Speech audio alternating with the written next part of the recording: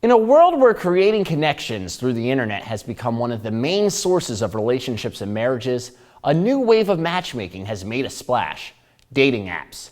These mobile hookup machines are glued to our hands, and meeting a potential mate can be as easy as a swipe right. The way college students are meeting people is different than how their parents met. As a mother, I would probably have to change the way I would talk to my daughter or my son about dating, because when they grow up, the times are going to be so different. We might have like a hologram, later, and you can just get a DNA profile of the person and you can match based on DNA. I mean, the technology is crazy. Julie Wadley is a professional matchmaker based out of Charlotte. She met her husband in college, and she isn't alone. According to a 2005 Pew Internet poll, more than 39% of married internet users met at school. But the way people are meeting at school now is different. Because you're only basing the person on looks, like nothing like about their personality or anything. So yeah, I think it's shallow at least. It's called Tinder. It's an online dating app that matches couples based on their physical attraction to each other. A photo pops up based on location, and you can either swipe right if you like them or left if you don't. If you both swipe right, you are then able to talk with them. In the 3 months Logan Quackenbush had Tinder, he was able to get 387 matches with women. Some of my friends would would say to me like, "Oh, you're definitely being catfished. There's no way this person is real." To be catfished means you were tricked on social media by someone pretending to be something they are not. It was for that reason Quackenbush never met up with one of his 387 matches in person. When senior Ali Garcia was studying in Los Angeles with Elon's Elon in LA program, she had a similar fear. You could meet up with that person and it's not who you thought they were. No, it could be this attractive man in the photos who says he's 23, and then it's, an ugly 45-year-old who has 3 kids and is married. You're like, oh no. But unlike Quackenbush, Garcia took a chance to meet with strangers she met on Tinder. I ended up meeting up with 4 guys out there. One of them, I went to a karaoke bar, and I actually brought a couple of the Elon LA students with me because I didn't want to go alone. And another guy, I met up with him alone, but I met up with him in a crowded area, and his name's Eric, and I am actually still friends with him. This other guy, Daniel, he brought us to a bar. He invited us to a club, and I brought friends with me. And then this other guy, he happened to be at the club that we were at, and I thought, oh my gosh, I know you. I think I swiped right for you.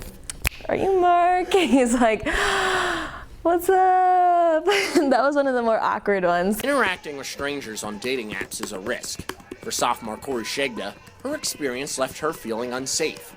When Shegda was at her home in Philadelphia, she was matched with a boy named Corey on Tinder, and they both swiped right. We found out that actually he was in my ex-boyfriend's homeroom, and we had actually met each other at the senior prom 2 years earlier. After talking with the boy for a week, Shegda agreed to meet him to see The Wolf of Wall Street. The night of the date, I was at work, and I checked my phone, and he said, "What if you fall in love with me tonight?" was the message that he had sent. So that should have been my clear tell sign. We should not have gone on the date, but I was like, whatever, free movie, whatever, song, I'm just gonna go. As you might guess, it wasn't love at first sight. So he picked me up, looked nothing like he looked like in his pictures, drove a really big crappy pickup truck, picked me up from my house, and we went to the movie theater about 10 minutes away from my house. And very awkward conversations. We get there, 2 hours into the movie, he goes, "Let's leave. I don't want to be here anymore." Despite his best attempts to hook up with Shegda that evening, Corey failed. Unfortunately, that wasn't the last time she heard from him. He kept sending messages, "I just want to cuddle with you. I want to do dirty things to you. All this stuff. Like, I'm such a great guy. We should date." And I was like, I literally have gone no. So then I just stopped answering him altogether. He kept saying, "What is your problem? Why won't you answer me?" Kept repeatedly messaging me. And then finally one day he Facebook messaged me and said, "I don't know what your problem is, but peace, I'm done." And then I never heard from him ever again. The idea of hooking up with someone you just met on Tinder isn't unusual. Senior Hannah Ignasher says connecting with someone on Tinder is a confidence boost. Well, if you swipe right for somebody, and then all of a sudden the screen pops up and they're like, "It's a match." I'm like, yes, they think I'm hot, obviously, you know, nobody's gonna walk up to you in real life and just be like, hey, I think you're really hot, we should have sex. And so, like, it's such a strange concept, but it's, like I said, it's kind of addicting. Ignatius has received some desperate and some may say offensive pickup lines from users on the app. One pickup line was, quote, "Want to go halfsies on a baby?" I've heard a couple of different gems. My personal favorite is he messaged me and said, "What is the difference between gravity and force?" And I was thinking it was some kind of like weird physics pickup line, so I responded with work. I have no idea. And he responded, "I can't gravity my dick down your throat." Ignatius, like Garcia and Shegda, met up with guys on Tinder, but she is cautious when she goes out on these blind dates. Every time that I have met someone, I've tried to either let somebody know where I'm going and like check in with them, or have other people around, but even then, I usually carry a knife and pepper spray.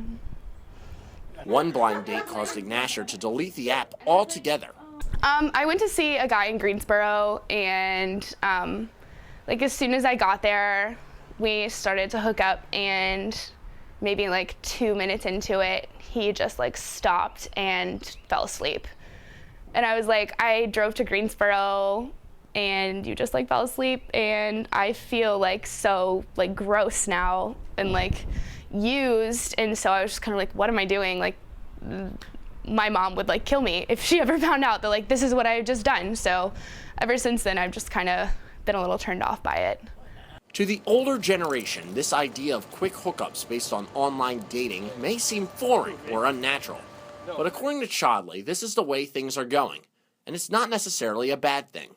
What's your advice to people using these online dating apps if they're looking for somebody? 22, to me, my personal opinion, I don't know if that's the right time to be saying, you know, I'm gonna start looking for my mate, but date as much as possible so that you get an idea of what you want and what you need. Sometimes just going through the experience will give you more of a sense of, okay, I know I don't, this jerk that I dated before, or this girl that I dated before, she was horrible, and I know I don't want that.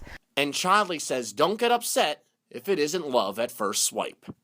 I don't believe in soulmates. Love in relationships is work. I think there are many people out there for everyone.